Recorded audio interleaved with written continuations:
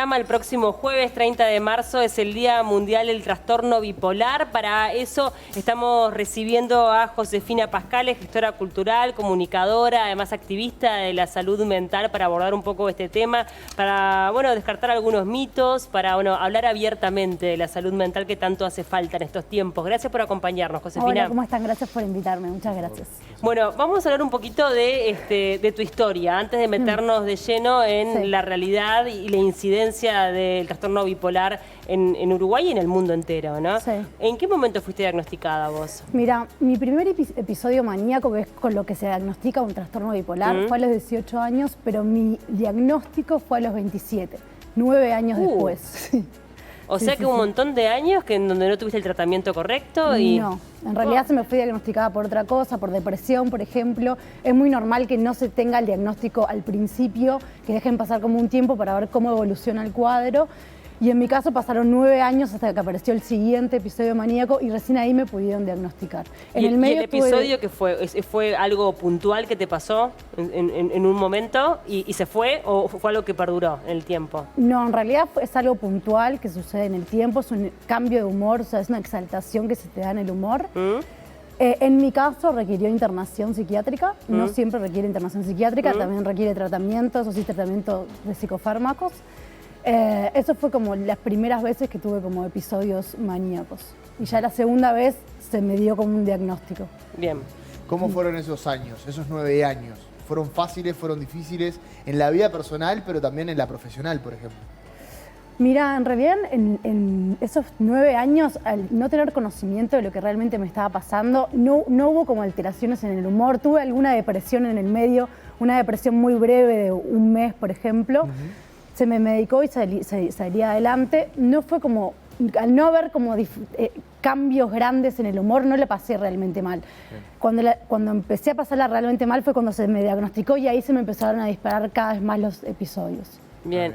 ¿Fue un alivio el recibir el diagnóstico? Por un lado, sabés que es algo que te va a acompañar para siempre, pero por otro lado, sabés qué es lo que te está pasando, estás entendiendo qué es lo que te está pasando y además hay un camino a seguir, ¿no? Sí, sí, tal cual. En realidad tenés como ese doble sentimiento, ¿no? Porque al principio decís, no, ¿por qué me está pasando esto? Te da como una rabia, te genera como un malestar. Pero por otro lado decís, bueno, por lo menos se sabe lo que tengo y se sabe cómo tratarlo y se sabe cómo seguir adelante. Y eso como me dio cierto alivio. Con respecto al tratamiento con tus pares, ya sea a nivel del trabajo, de la familia, ¿notaste un cambio una vez que fuiste diagnosticada por una cuestión de cómo se toma el resto de las personas a las cuestiones de salud mental, ¿no? Cuando uno requiere una atención a nivel de salud mental, a veces, por lo menos en mi percepción, hay como un cambio. ¿Vos lo sentiste o no? Sí, yo lo sentí, sobre todo en el aspecto laboral. Es donde sentí como mayor discriminación, mayor ignorancia del tema. No sabemos qué tenés, no sabemos qué te pasa, te corremos a un costado. En algunos casos me echaron de trabajo, en algunos ¿En serio? Sí, me echaron de trabajo. O sea, después de volver de una internación me dijeron, bueno, hasta acá llegamos. O sea, hay como mucho, y no me pasa solo a mí, o sea, tengo una comunidad bastante grande en redes sociales que hablamos del tema de salud mental y es un tema recurrente lo que sucede a nivel laboral con relación a la salud mental. Hay mucha discriminación y hay mucho por hacer en materia de salud mental laboral. Sobre todo falta mucha información, ¿no? Vos lo mencionaste al pasar, pero hay información que las empresas no tienen con respecto a sus empleados y una vez que la tiene, o sea, que uno de sus empleados tiene el diagnóstico, en vez de colaborar con la situación, es todo lo contrario, ¿no? Sí, lo empeoran. Es peor. Sí, tal cual, lo empeoran. Es porque no tienen la información y tampoco tienen las herramientas y en vez de pedir ayuda, decir, bueno, tengo un caso de depresión o un caso de ataque de pánico o un caso de trastorno bipolar en mi empresa, ¿qué hacer ante esta situación? Bueno, no saben qué hacer y se paranoiquean. Sí, no se sé. paranoiquean, toman la decisión de cesar a una persona y ese cese en la persona impacta muchísimo, porque además de estar atravesando la situación del diagnóstico, de atravesar esa situación,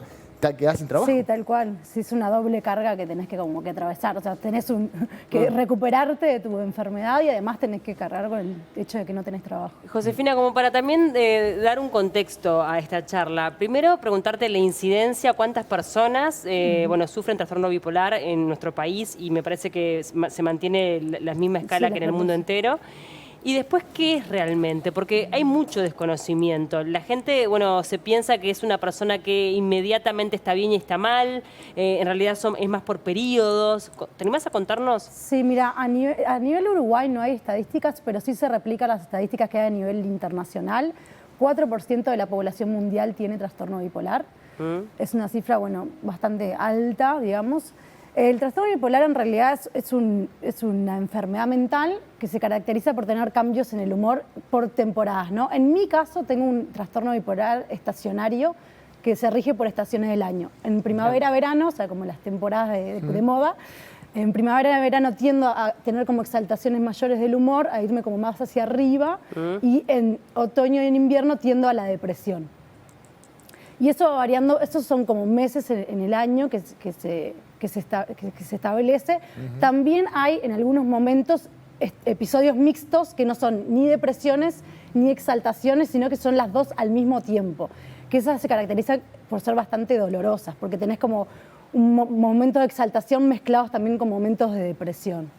Bien. Con respecto al tratamiento, la medicación es un punto, no es un punto. ¿Por dónde considerás, obviamente por el trato que has tenido con profesionales, cuál crees vos que es el camino correcto? Sí, ¿y cómo se llega, ¿no?, a la medicación correcta? Que me imagino que también allí hay un periodo de tiempo, ¿no? Sí. Sí, llegar a la medicación correcta lleva muchos años, o sea, porque cada persona con una enfermedad tiene su dosis, su tratamiento adecuado. A mí me costó varios años, ahora creo que estoy como en el tratamiento adecuado, me estoy sintiendo bien hace un tiempo y creo que es por la medicación, también acompañarlo con psicoterapia, eso es fundamental, y por tener entornos saludables, alimentación saludable, hacer ejercicio, o sea, llevar una vida saludable, dormir lo necesario, dormir es súper importante también. Es lo que todos los médicos y psicólogos recomiendan, que dormamos bien. Bien. Ahí lo comentábamos un poco antes de estar al aire, hay bueno, una nueva corriente o una nueva visión de ver el trastorno bipolar vinculado con un bestseller de un doctor argentino, Greco, que ha generado también ciertas polémicas a nivel internacional. Él considera que el trastorno bipolar es una oportunidad, es una característica que está estrechamente vinculada con la creatividad, que las personas con trastorno bipolar son más creativas. ¿En qué se basa? Sí, en realidad esto se basa en evidencia científica. El gen de la genialidad, como le llaman los científicos, está como bastante cerca al gen del trastorno bipolar, se tocan en algún punto. Entonces eso hace que las personas que tenemos trastorno bipolar tendamos a ser más creativas que el resto. Bueno, en tu caso pasa, porque has trabajado... Le iba a preguntar. Claro. Para llevarlo al empírico, ¿no? De la teoría a lo empírico. En tu caso, como... En mi caso sí se da, soy una persona súper creativa y has trabajado con la creatividad toda tu vida, ¿no? Mi vida, sí. En mi caso se da, no sé si por trastorno bipolar o porque realmente soy una persona creativa, pero se da. Y le pregunté a mi psiquiatra porque leí a Greco y me parece súper interesante lo que plantea. Y ella me dijo que sí, que eventualmente hay una conexión entre la creatividad y el trastorno bipolar. De hecho, hay otra escritora española que se llama Rosa Montero, que ella publicó un libro el año pasado que también le fue muy bien, que se llama El peligro de estar cuerda, que analiza las enfermedades mentales con los escritores y los creativos, y también encuentra relaciones de creatividad con los escritores, los creativos, los cineastas, con las enfermedades mentales. O sea, hay una relación entre la locura y la creatividad. Y llevando a los casos también, hay varios actores. Hay uno muy conocido que es Jim Carrey, que tiene trastorno bipolar y además es un recontra buen actor. Y en ese es sentido. Un despegado. Y es uno que está despegado de la media. Entonces también suma a toda esta teoría, digamos. Sí, bueno, lo que también generó como mucha polémica del libro de Greco es que, bueno, él no recomienda siempre la medicación y allí, claro, hubo un montón de médicos psiquiatras de otras partes del mundo que le dijeron, no, señor, por ahí no. Es que en realidad, cuando estás en los episodios maníacos, que son los episodios de exaltación del humor, la creatividad se te dispara muchísimo más. O sea, son momentos del estado del humor que son muy creativos y muy efervescentes.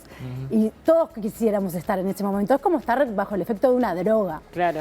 Y todos quisiéramos estar como mucho tiempo en ese estado, pero la realidad es que es súper nocivo para el cerebro también, porque te deteriora el cerebro. Y por eso seguramente los médicos dicen, bueno, hasta acá, Greco, porque también es nocivo esto para el cerebro. Sí.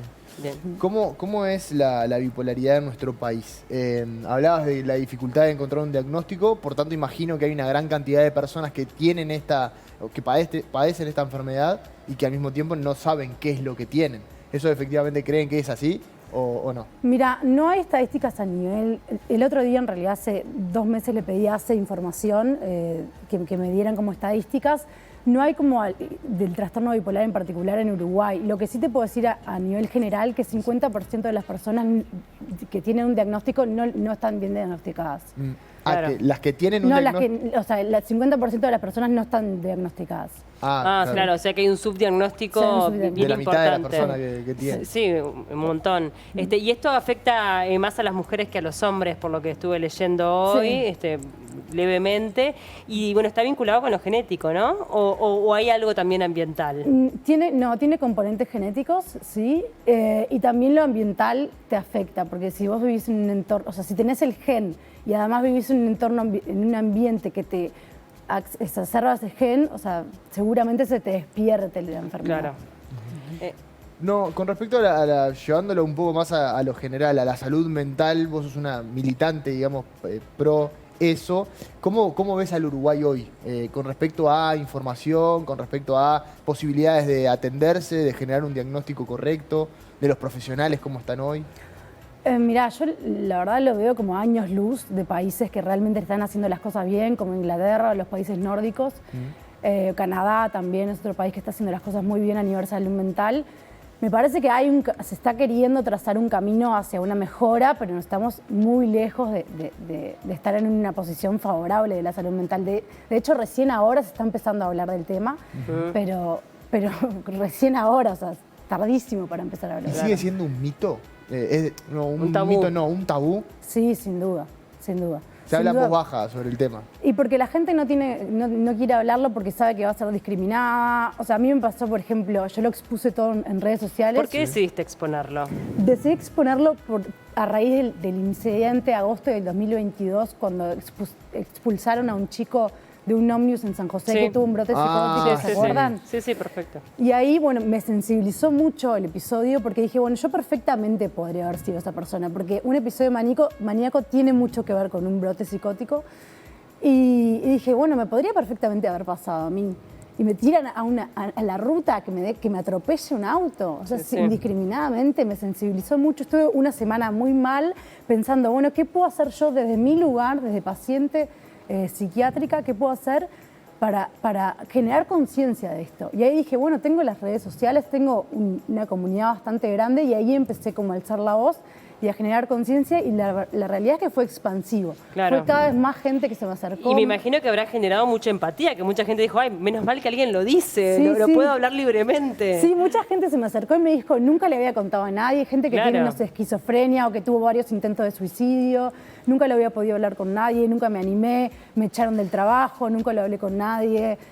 Varias personas que tienen problemas a nivel laboral, que no lo pueden hablar en los entornos de trabajo porque sufren discriminación, o el miedo que te echen. O el miedo que te echen, o los empiezan a poner en tareas cada vez más menores, a excluirlos cada vez más. O sea es un tabú. O sea que has encontrado allí también, bueno, un porqué, ¿no? El hecho de, bueno, también de ser comunicadora te habrá ayudado, pero pudiste generar como un canal de confianza y estás por abrir una web. Sí, en realidad estoy en trámites, ya esta semana termino con los trámites para abrir una ONG sobre salud mental, se llama Mentis, la organización. Estoy trabajando en colaboración con 6 psiquiatras y psicólogas que me están ayudando, una abogada, una comunicadora también, que estamos todas trabajando para esta ONG que va a ser sobre divulgación y concientización, más que nada, de salud mental. Bueno, brindando información con especialistas y demás. Buenísimo. Sí. Trabajaste mucho tiempo no, en muchas empresas. Sí. A nivel empresarial, ¿hay una intención de ir hacia un lugar de mayor apertura a nivel de salud mental en general, pero con el trastorno bipolar en particular? Es decir, ¿hay una tendencia a dejar de aplicar estos mecanismos que se hacen para aquellas personas que tienen algún trastorno mental? Yo creo, a raíz de que empecé a exponer toda mi historia y hablar de salud mental en redes sociales, muchas empresas se me acercaron como interesadas en, bueno, ¿qué puedo hacer yo desde mi lugar para colaborar con esto? Hay un interés, no se sabe bien cómo trabajarlo. Desde Mentis vamos a brindar capacitaciones y talleres para empresas, también para colegios, pero para empresas fundamentalmente, porque en realidad la ONG surge de mi observación por la carencia que hay en el sistema laboral. O sea, que no estamos pudiendo trabajarlo en los lugares de trabajo que en realidad son donde pasamos la mayor parte del tiempo. O sea, es increíble. Si no nos sentimos seguros ahí, no nos sentimos seguros en ninguna parte. Claro. Y bueno, y también trabajaste muchísimo en publicidad, entonces también a partir de allí es el mensaje que damos hacia afuera, ¿no? Sí. Que hoy por hoy uno pensaría que tenemos una sociedad como más abierta, que se intenta también hablar de los problemas de salud mental con los adolescentes, porque bueno, las estadísticas lo exigen directamente, ¿no? Con la gran cantidad de suicidio adolescente, pero bueno, ¿cómo está el compromiso hacia afuera, ¿no? Que no es una moda, sino que es un compromiso real. Sí, tal cual. Bueno, ese es otro tema, ¿no? No sé hasta qué punto son modas y hasta qué punto es un compromiso real. Pero lo importante es que hay una intención de ir hacia ahí. Y aunque sea una moda pasajera, que todo sirve. Que se hable. Aprovechémosla igual. Que se pueda hablar de las cosas. Totalmente. Y que deje de ser un tabú también, porque muchas veces el hecho de hablar las cosas en voz baja o sentir vergüenza por padecer una enfermedad mental realmente es muy complicado, muy complejo para la persona que lo vive. Tal cual. Además nos puede pasar a todos, ¿no? Porque el día de mañana tenés un mal momento y te toca a vos. Y te toca por favor, claro. Pero nadie está libre de nada en esta vida. Bueno, Josefina, invitamos a todos a que te sigan en Instagram. ¿Te encuentran así como Josefina Pascale? En realidad en Instagram soy Pasqui con Z y Q. Pasqui con Z. O si no, a Mentis.org. Y a Mentis.org. Y bueno, estén atentos porque se va a estar haciendo el lanzamiento la semana que viene. Sí. Gracias por acompañarnos. Fue un gusto recibirte. Muchas gracias.